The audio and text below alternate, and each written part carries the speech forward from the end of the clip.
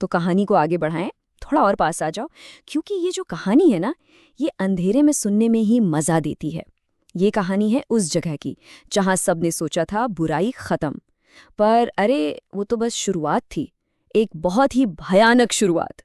तो सोचो, चारों तरफ एकदम शांति, वो मनहूस हवेली अब बस एक मलबे का ढेर है। सब कुछ खत्म, सब चैन की सांस ले रहे हैं। पर तभी आरव की आवाज आती है, और उसकी आवाज में जो डर था ना, वो सब कुछ बता रहा था। उसे फील हो गया था कि हवेली तो टूट गई, पर जमीन के नीचे जो असली शैतान था वो तो अभी भी सांस ले रहा था। और पता है सबसे डरावनी बात क्या थी? वो हवेली, वो कभी बुराई का घर थी ही नहीं। अरे वो तो बस एक ताला थी, एक बहुत बड़े खतरनाक दरवाजे पर लगा ताला। और अब वो ताला टूट चुका था और दरवाजा बस खुलने ही वाला था। अगली सुबह सब कुछ एकदम नॉर्मल था, और तभी धड़ाम, जमीन कांपने लगती है, ठीक उसी जगह जहां हवेली का मलबा पड़ा था। और देखते ही देखते जमीन में एक दरार खुल जाती है। पर उस दरार से कोई नॉर्मल लाइट नहीं निकल रही थी, नहीं, उसमें से एक अजीब सी काली रोशनी बाहर आ रही थी। और बस ये पहला सिग्नल था कि अब जो होगा वो बहुत बुरा होगा। आरव, मीरा और छोटू तीनों ने जैसे ही उसे देखा, वो समझ गए ये कोई मामूली चीज नहीं है। मीरा के मुंह से निकला, ये कोई नॉर्मल पोर्टल नहीं है। उन्हें पता चल गया था कि ये जमीन में सिर्फ एक क्रैक नहीं है, ये एक दरवाजा है, एक गेटवे, एक ऐसी दुनिया का रास्ता जहां सिर्फ आत्माएं रहती हैं, और ऐसी जगह से कोई वापस नहीं आता। और फिर कहानी में आता है असली ट्विस्ट। उस काली रोशनी से एक परछाई बाहर निकलती है, और वो जानी पहचानी थी, वो भूतनी थी। पर इससे पहले कि कोई कुछ कर पाता, एक अजीब सी बात नोटिस होती है। इस बार वो अकेली नहीं थी, और इतना ही नहीं, ऐसा लग रहा था जैसे वो किसी की कठपुतली हो, कोई बहुत बड़ी ताकत उसे कंट्रोल कर रही थी। आरव ने हिम्मत करके उस दरार के अंदर झांका, और जो उसने देखा, उसे देखकर उसकी सांस ही रुक गई। अंदर सिर्फ भूतनी नहीं थी, उसके पीछे हजारों लाखों बेचैन परछाइयां तड़प रही थी, हिल रही थी। मीरा की भी कांपती हुई आवाज आई, ये तो आत्माओं का गेटवे है। और तभी उस गेट के अंदर से एक आवाज गूंजती है, इतनी भारी, इतनी डरावनी कि सबकी रूह कांप गई। ये आवाज उस असली मास्टरमाइंड की थी जो ये सब करवा रहा था। और हमारा छोटू भाई, उसकी तो हालत ही पतली हो गई, बेचारा बस इतना ही बोल पाया, भाई मैं तो गया।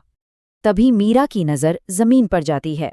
वहां एक पुराना सा निशान चमक रहा था, पर वो टूटा हुआ था, और उसे देखकर मीरा के चेहरे का रंग उड़ गया। उसे याद आया, ये तो आखिरी मोहर थी, एक एंशिएंट मैजिकल सील जो उस शैतानी दुनिया को हमारी दुनिया से दूर रखती थी। और अब वो सील टूट चुकी थी। भूतनी गेट से बाहर आती है, पर इस बार उसकी आंखों में गुस्सा या नफरत नहीं थी, एक बेबसी थी। और वो खुद कहती है, अब मैं किसी और के कंट्रोल में हूं। सोचो जरा कितना अजीब सीन होगा। जो उनकी सबसे बड़ी दुश्मन थी, वो खुद अब एक विक्टिम बन चुकी थी। तो अब सवाल ये था कि करें तो करें क्या? हमारे हीरोज के सामने एक इम्पॉसिबल चॉइस थी। अगर इस दरवाजे को बंद करना है, इस मुसीबत को हमेशा के लिए खत्म करना है, तो उन्हें उसी अंधेरे में उतरना होगा, उन्हें उस गेट के अंदर जाना होगा जहां से ये सारा खौफ निकल कर आ रहा था। और बस फैसला हो गया। आरिफ बोला, अगर इसे बंद नहीं किया तो सब खत्म हो जाएगा। मीरा ने भी कहा, ये हमें ही करना होगा। दोनों जानते थे कि ये उनकी जिम्मेदारी है। और हमारा छोटू, वो बेचारा तो बस रो ही पड़ा, मैं क्यों आ रहा हूं साथ में। उसका डर भी जायज था, लेकिन वो अपनी दोस्तों को अकेला नहीं छोड़ सकता था। और जैसे ही तीनों ने उस गेट के अंदर कदम रखा, सब कुछ बदल गया। आसमान खून की तरह लाल, जमीन के टुकड़े हवा में तैर रहे थे, और हवा में जैसे काला धुआं और एक अजीब सी बदबू घुली हुई थी। ये जगह किसी श्राप जैसी थी। ये जगह जिंदा इंसानों के लिए थी ही नहीं। और तभी वो विशालकाय परछाई, वो असली शैतान, पहली बार सीधे उनसे बात करता है। उसकी आवाज में सदियों का घमंड था। और पता है उसने क्या कहा? तुमने दरवाजा तोड़ दिया, मतलब उल्टा चोर कोतवाल को डांटे। आरव चिल्लाया, तोड़ा नहीं, हम इसे बंद करने आए हैं। और यहीं पर कहानी कैसा मोड़ लेती है। जिसके बारे में किसी ने सोचा भी नहीं था। ऐसा लगने लगा कि इस नए खतरनाक दुश्मन से लड़ने का तरीका उनकी पुरानी दुश्मन के पास था। उस खतरनाक लड़ाई के बीच सिर्फ 1 सेकंड के लिए कुछ बदला। भूतनी के ऊपर से उसके मास्टर का कंट्रोल हट गया एकदम से। उसकी आंखों की बेबसी एक गुहार में बदल गई और उसकी आवाज वो डरावनी नहीं थी बल्कि डरी हुई थी। और उसके मुंह से सिर्फ 2 लफ्ज निकले, मुझे बचाओ। बस ये 2 शब्द और पूरी लड़ाई का गेम ही पलट गया। हमारे हीरोज को रियलाइज हुआ कि दुनिया को बचाने के लिए उन्हें पहले अपने दुश्मन को बचाना होगा, उसे उस शैतान की गिरफ्त से छुड़ाना होगा।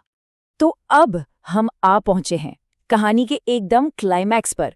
एक अजीब सी टीम बन चुकी है और वो सब मिलकर उस अंधेरे को खत्म करने की एक लास्ट डेस्परेट कोशिश करने वाले हैं। ये उनका लास्ट चांस था, one last chance. Aarav, Meera, Chhotu तीनों ने अपनी बची खुची सारी ताकत एक जगह इकट्ठा की, एक साथ मंत्र पढ़ना शुरू किया और उनके हाथों में रोशनी का एक बहुत बड़ा गोला बनने लगा। और फिर बूम, एक जबरदस्त धमाका। सफेद रोशनी का एक ऐसा ब्लास्ट हुआ जिसने उस पूरी शैतानी दुनिया को निगल लिया। एक पल के लिए सब कुछ सिर्फ सफेद था और उसके बाद क्या हुआ किसी को कुछ नहीं पता। सीन कट होता है वापस हमारी दुनिया में। जमीन पर जो काला गेट था वो धीरे धीरे बंद हो रहा था, छोटा होता जा रहा था। एक पल को तो लगा बस जीत गए, काम हो गया। लेकिन क्या सच में सब खत्म हो गया था? और जैसे ही वो लोग चैन की सांस लेने वाले थे, उन्हें वो दिखा। उनका मकसद था पोर्टल को पूरी तरह बंद करना। पर असल में क्या हुआ? पोर्टल सिर्फ आधा बंद हुआ था और उस जरा सी बची हुई दरार के अंदर से उस शैतान की एक लाल आंख अब भी उन्हें घूर रही थी। और कहानी इसी भयानक सच्चाई पर आकर रुक जाती है। कहते हैं जब किसी बुराई को पूरी तरह से खत्म ना कर पाओ तो वो पहले से भी ज्यादा ताकतवर होकर लौटती है। जब दरवाजा आधा बंद होता है तो खतरा डबल हो जाता है।